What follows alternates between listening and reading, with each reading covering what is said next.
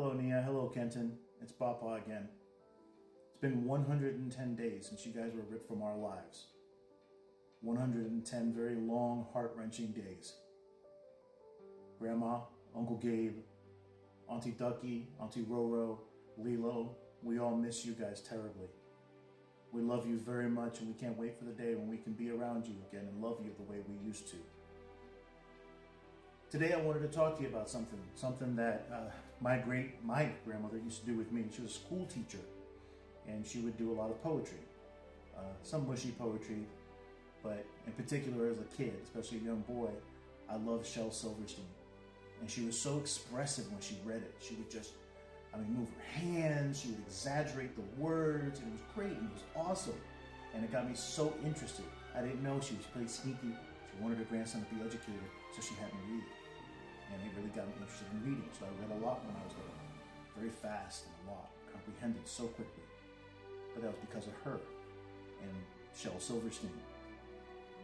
Well, when I had kids, your mom, your Auntie Ducky, Auntie Roro, and Uncle Gabe, I would read to them story after story, poem after poem.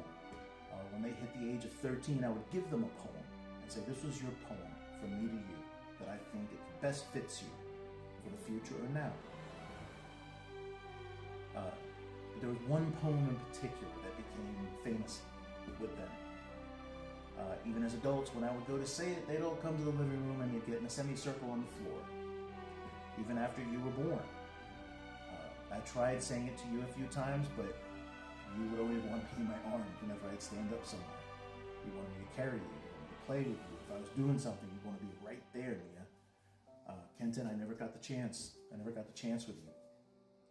Hopefully one day. But it's called If We Were a Rock and Roll Band by Shel Silverstein.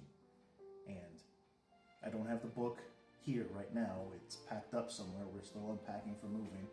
And it's just something that got packed up. But I do have it on my laptop, and I want you to have this in case you never get to see me again.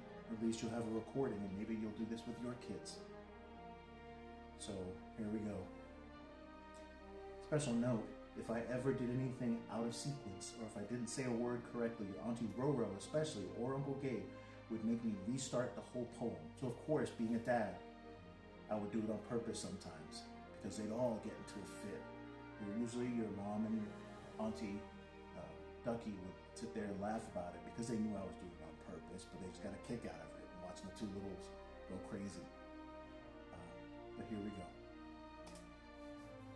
If we were a rock and roll band, we'd travel all over the land. We'd play and we'd sing and wear spangly things if we were a rock and roll band. If we were a rock and roll band and we were up there on the stand, the people would hear us and love us and cheer us.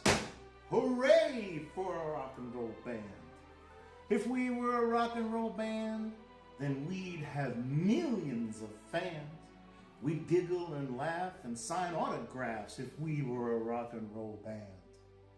If we were a rock and roll band, the people would all kiss our hands. We'd be millionaires and have extra long hair if we were a rock and roll band.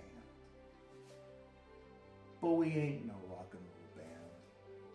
We're just 7 kids in the sand with homemade guitars and pails and jars and drums of potato chip cans. Just 7 kids in the sand, talking and waving our hands and dreaming and thinking, oh, wouldn't it be